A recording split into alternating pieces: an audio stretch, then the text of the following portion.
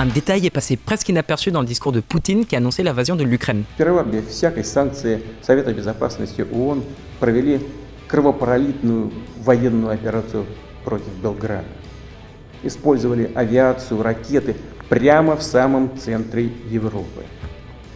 Несколько недель непрерывных бомбежек по мирным городам, по жизнеобеспечивающей инфраструктуре. Poutine a listé tous les torts que l'Occident a commis contre les intérêts russes depuis la désintégration de l'URSS. Et parmi ceux-ci, l'opération Force Alliée en 99 à Belgrade, la capitale serbe. C'est un chapitre de la guerre des Balkans, l'une des guerres contemporaines les plus sanglantes. Une guerre qui plus est s'est déroulée sur le sol européen. La Serbie, c'est une population de presque 7 millions d'habitants. Le pays est surtout réputé pour son joueur de tennis anti-vax Djokovic, sa mafia, et pour avoir été le point de départ de la Première Guerre mondiale avec l'assassinat de l'archiduc Ferdinand à Sarajevo, en Bosnie-Herzégovine. Et puis, il y a 20 ans, la guerre des Balkans. Donc pourquoi est-ce qu'on vous parle aujourd'hui de la Serbie? Pourquoi le Kremlin a Belgrade en ligne de mire?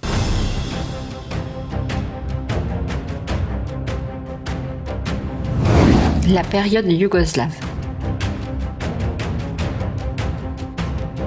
Les Balkans ont officié durant des siècles de zone tampon entre deux empires, celui des Habsbourg et celui des Ottomans. Ce n'est qu'à la fin du 19e siècle que les Serbes ont obtenu leur indépendance de la domination ottomane. Mais les Balkans sont le foyer de nombreux peuples et groupes ethniques, chacun avec sa propre langue et religion. Même que certains Serbes n'habitaient pas dans le nouveau royaume de Serbie. Beaucoup d'entre eux vivaient en Bosnie-Herzégovine, qui était à l'époque une province de l'empire austro-hongrois, jusqu'au jour tragique de l'attentat de Sarajevo organisé par des séparatistes serbes. Le reste appartient à l'histoire. En 1914, Gavrilo Princip, un nationaliste serbe, assassine l'archiduc François Ferdinand, héritier du trône de l'Empire austro-hongrois. En représailles, l'Autriche-Hongrie déclara la guerre au royaume de Serbie, mettant en branle toutes les alliances militaires qui s'étaient tissées en Europe au cours des décennies précédentes. La Russie elle-même fut entraînée dans le conflit du fait de son pacte de défense mutuelle avec la Serbie. La Grande Guerre était inéluctable. En 1918, la Serbie fut du côté victorieux. Le royaume put alors élargir son territoire. C'est ce qui mena à la création de la Yougoslavie, une nation qui unirait les Slaves du Sud. Sauf que les Slaves du Sud sont tout sauf un peuple homogène.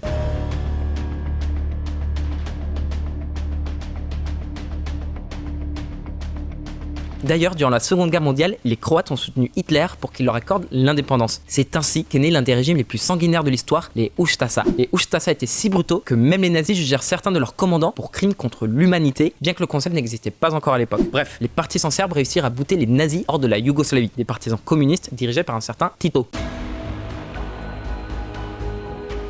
Le maréchal Josip Broz Tito, croate par son père et slovène par sa mère, avait l'intention d'unifier tous les groupes ethniques sous le même étendard, celui de la Yougoslavie. Mais il comprit rapidement que chaque groupe avait une identité propre qu'il était nécessaire de reconnaître, ce qu'il fit en accordant le statut de république à la Bosnie-Herzégovine, à la Croatie, à la Slovénie, à la Macédoine, au Monténégro et à la Serbie. Dans l'ancienne Yougoslavie, l'oppression par le clan capitaliste grand serbe impliquait l'exploitation des peuples opprimés. Dans la nouvelle Yougoslavie socialiste, l'égalité des droits pour toutes les nationalités rend impossible l'exploitation par un peuple sur d'autres. Josip Broz Tito. On pourrait penser que la République fédérative socialiste de Yougoslavie était un satellite de l'URSS, mais en fait, pas du tout. Tito, qui avait commandé les partisans jusqu'en 1945 contre l'Italie fasciste, la Croatie et l'Allemagne nazie, a rejeté la tutelle du Kremlin. Les Yougoslaves furent les seuls qui se réclamaient du communisme à bénéficier du plan Marshall après la Seconde Guerre mondiale. En 61, en pleine guerre froide, Tito s'est même payé le luxe de fonder le mouvement des non-alignés avec 4 potes à lui. L'Égyptien Nasser, l'Indien Nehru, l'Indonésien Sukarno et le Ghanéen Nkrumah. Les Yougoslaves étaient libres de commercer avec le bloc soviétique comme avec l'Occident et ils pouvaient même voyager où ils voulaient. Chacun des peuples yougoslaves disposait de leur propre république avec son parlement et un degré d'autonomie élevé. Chaque décision qui concernait l'ensemble du pays était votée par le Conseil yougoslave, composé d'un représentant pour chaque république. Même que la constitution yougoslave de 1974 a accru l'autonomie des provinces serbes du Kosovo et de la Voïvodine qui purent compter à leur tour sur leurs propres représentants au sein du Conseil yougoslave.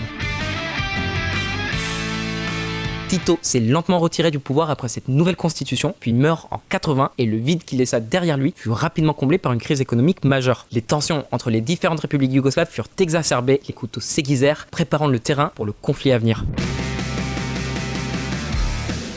À la fin des années 80, le Kosovo est devenu une véritable bombe à retardement. Les Serbes kosovars se sont soulevés contre les Albanais qu'ils considéraient comme des oppresseurs. En fait, le parti communiste kosovar à la tête du pays était pro-albanais. Pour calmer le jeu, Belgrade, la capitale de la République fédérative socialiste yougoslave, envoya son commandant en second, Slobodan Milosevic.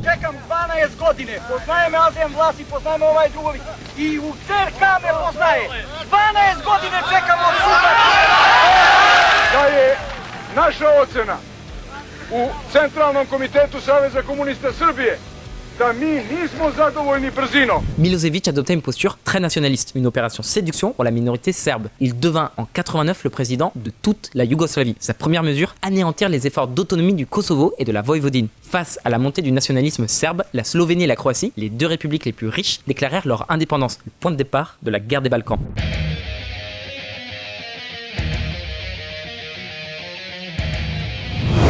La poudrière des Balkans. La Slovénie fut la première à obtenir son indépendance en 91. Comme peu de Serbes y habitaient et qu'il y avait la Croatie au milieu, cette décision ne posa pas réellement de difficultés. Une toute petite guerre qui ne dura que 10 jours avec moins de 100 morts. Le cas de la Croatie était nettement plus complexe. Comme il y avait beaucoup de Serbes en Croatie, ceux-ci constituèrent la République serbe de Krajina, la RSK, qui occupait un quart du territoire croate. Ils firent alliance avec Belgrade, qui n'hésita pas une seconde à envoyer son armée de moins en moins yougoslave et de plus en plus serbe. La guerre commence en 92 avec des victoires serbes, s'interrompt pratiquement durant 3 ans avec l'interposition d'une force de protection des Nations Unies, puis les forces croates parviennent à récupérer leur territoire, y compris la RSK. La guerre s'est achevée en 95, elle aura coûté la vie à environ 13 000 Croates et 7 000 Serbes. Mais la tragédie absolue, ce fut le bourbier bosniaque. En Bosnie, ce n'étaient pas 2, mais 3 camps qui s'opposaient. Les Croates catholiques de Bosnie et les Serbes orthodoxes de Bosnie se disputaient des territoires. Les Bosniaques, majoritairement musulmans, luttaient eux pour leur survie. Les Serbes de Bosnie sont allés jusqu'à déclarer la création de leur propre république indépendante, la République Srpska. C'est là qu'a eu lieu la tragédie du siège de Sarajevo. Presque 4 ans et 10 000 morts, des civils dans leur immense majorité. Ce massacre força l'OTAN à intervenir en 1994. De son côté, l'ONU décréta une zone d'exclusion aérienne. Puis survint l'incident de Banja Luka, au cours duquel l'OTAN affronta l'armée serbe dans les airs. Bilan, 5 chasseurs serbes abattus. De son côté, la Russie ne moufta même pas. Ouais, parce qu'à l'époque, Helsinki évitait aussi toute tension superflue avec les États-Unis. Le Kremlin tentait coûte que coûte de remettre la Russie au pas, encore sous le contre-coup du bombardement qu'il avait ordonné contre son parlement lors de la crise constitutionnelle russe de 93. Le dilemme bosniaque. Helsinki avertit les Serbes de cesser les attaques. La déclaration cinglante du chef du Kremlin atteste un changement d'attitude envers les alliés de longue date. Il en faut plus pour effrayer les Serbes de Bosnie. Pas même l'union entre les Croates de Bosnie et les Bosniaques musulmans n'aura suffi à les décourager. C'est l'année 95 qui va tout changer. L'armée croate s'est rangée derrière les Croates de Bosnie. De leur côté, les Serbes de Bosnie, sous le commandement de Ratko Mladic, ont perpétré le massacre de Srebrenica, un génocide en bonne et due forme au cours duquel ont été tués plus de 8000 personnes. Ratko Mladic, que l'on surnomme le boucher des Balkans, est le même homme derrière le siège de Sarajevo. Face aux horreurs qui se déroulaient dans les Balkans, l'OTAN lança l'opération Deliberate Force, une campagne aérienne qui dura 3 semaines et qui força les Serbes de Bosnie à s'asseoir à la table des négociations. Les Russes protestèrent mollement, ils avaient compris que c'était la seule issue possible à ce conflit. C'est l'accord de Dayton qui mettra fin au conflit provisoirement. Les Serbes, enfin ce qui restait de la Yougoslavie, ont vécu cet accord comme les Allemands le traité de Versailles, un accord humiliant qui vint alimenter l'ultranationalisme et la rancœur du vaincu. Les Serbes de Bosnie rejettent l'accord de Dayton, menaçant l'accord. La région se stabilisa jusqu'en 1998 quand éclata une guerre de faible intensité entre les forces yougoslaves, qui n'étaient pratiquement plus que serbes, et les Albanais du Kosovo, qui réclamaient leur indépendance. L'Occident commença par imposer des sanctions internationales au régime de Milosevic, mais comme elles n'eurent aucun effet, l'OTAN dut intervenir une nouvelle fois. Cette fois-ci, Belgrade ne céda pas et refusa d'accorder l'indépendance aux Kosovars. Et c'est là qu'eut lieu le bombardement auquel faisait référence Poutine dans son discours au tout début de cette vidéo. En 1999, l'OTAN considéra qu'elle avait épuisé toutes les solutions pacifiques et que la seule qui restait était celle de bombarder ce qui restait de la Yougoslavie, c'est-à-dire la Serbie. Des bombardements qui durèrent 2 mois et demi et que la Russie condamna âprement. Milosevic finit par céder et le Kosovo devint un protectorat international sous mandat de l'ONU avant de proclamer unilatéralement son indépendance en 2008. Aujourd'hui, seule une petite moitié des États membres des Nations Unies reconnaît l'indépendance du Kosovo, ce qui l'empêche d'en devenir membre. Même au sein de l'Union Européenne, on n'est pas tous d'accord. 5 des 27 États européens ne l'ont pas reconnu. Poutine ne manqua d'ailleurs pas de faire référence à cet épisode pour justifier son annexion de la Crimée. Почему-то то, что можно албанцам в Kosovo, а мы относимся к ним с уважением, запрещается русским, украинцам и крымским татарам в Крыму. Опять возникает вопрос, почему? Les troupes russes étaient pourtant bel et bien présentes au sein du contingent international déployé au Kosovo. Ça a failli tourner au vinaigre quand les Russes ont pris le contrôle de l'aéroport de Pristina. On était à un doigt d'un conflit direct entre l'OTAN et la Russie. Heureusement, les deux camps ont fait preuve de discernement et personne n'a appuyé sur la gâchette. En 2003, le Parlement yougoslave annonce la dissolution du pays qui marque la naissance de la Serbie et Monténégro. Une entité qui ne fera pas long feu vu qu'en 2006, le Monténégro déclare son indépendance que la Serbie accepte sans protester. Depuis, l'ONU a créé un tribunal international pour l'ex-Yougoslavie pour juger les principaux responsables, dont Mladic, le boucher des Balkans, Slobodan Milosevic, l'ex-président serbe, et Karadzic, l'ancien président de la République serbe de Bosnie. Milosevic est mort durant son procès en prison et les autres purgent des peines à perpétuité. Aujourd'hui, les Balkans ont retrouvé un semblant de stabilité, mais tout peut basculer d'un moment à l'autre, surtout depuis le début de la guerre russo-ukrainienne. Poutine a bien en tête que la Serbie a été un allié historique de la Russie, et en plus, c'est le seul pays de la région qui ne fait pas partie de l'OTAN.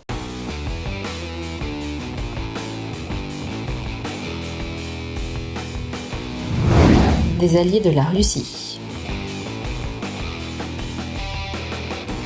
Depuis le début du conflit russo-ukrainien, les investissements militaires de la Serbie ont augmenté de 70%, soit l'équivalent de 1,4 milliard de dollars annuels.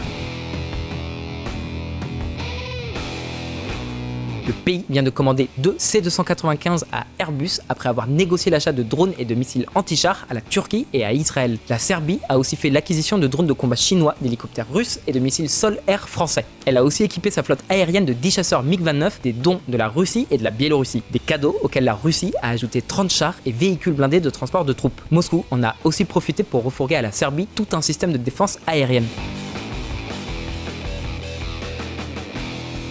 En parallèle, les Croates s'équipent aussi, mais n'empêche que la Serbie dépense plus pour sa défense que l'Albanie, la Bosnie, le Monténégro, le Kosovo et la Macédoine du Nord réunis. Une tendance préoccupante, surtout que la plupart des pays composant l'ex-Yougoslavie semblent s'être engagés dans une voie de modernisation. Mais l'automne dernier, à la suite d'un désaccord mineur avec le Kosovo, Belgrade déploya des chasseurs et des véhicules blindés près de la frontière pour intimider son ancienne province. Ce qui est le plus alarmant, c'est la montée du nationalisme en Serbie, au sein même des sphères du pouvoir. Voilà ce qu'a dit son ministre de l'Intérieur Aleksandar Vulin en mai. Les allusions à la Grande Serbie sont de plus en plus courantes et alertent les pays voisins qui comptent encore d'importantes communautés serbes. Les importants transferts de population durant la décennie de conflit n'ont pas suffi à désamorcer les tensions interethniques et le risque de conflit qui en découle. En attendant, Belgrade n'a pas souhaité imposer de sanctions au Kremlin. Elle en a même plutôt tiré profit en négociant un accord de livraison de gaz très avantageux. On a d'ailleurs prévu une vidéo sur les relations de la Serbie avec l'Union Européenne et la Russie. Mais pour faire court, officiellement, Belgrade souhaite toujours adhérer à l'Union Européenne. Militairement, le pays est entouré de membres de l'OTAN, mis à part la Bosnie-Herzégovine et bien sûr le Kosovo que la Serbie ne reconnaît pas. D'ailleurs, on a aussi prévu de vous parler bientôt de la Bosnie, un pays avec 3 présidents et une région séparatiste, la Republika Srpska, les Serbes de Bosnie. Un pays où les tensions interethniques regagnent en intensité. En 2021, le président de la République serbe de Bosnie, Milorad Dodik, a rencontré Sergei Lavrov, le ministre russe des Affaires étrangères. Une réunion au cours de laquelle on fait état d'une demande d'assistance militaire. Ja, dakle, ako dođe do toga da kažu NATO će nešto intervenisati, mi ćemo zatražiti pomoć naših prijatelja koji su nam rekli jasno, glasno da oni svoje prijatelje nikada ne ostavljaju na cjedilu. On ne peut pas exclure que le Kremlin ait l'intention de remettre le feu à la poudrière des Balkans pour fragiliser l'Union Européenne et l'OTAN. Mais faut garder à l'esprit que les Serbes n'ont pas besoin des Russes pour ça, ils sont bien capables de reprendre les hostilités sans intervention de Moscou. Voilà, à votre tour maintenant. Est-ce que la Russie est prête à ouvrir un nouveau front sur le territoire européen? La Serbie pourrait-elle replonger dans la guerre sans l'intervention de Moscou? Belgrade va-t-il résister à la tentation de reformer une grande Serbie? Hvala vam et à la prochaine, zdravo!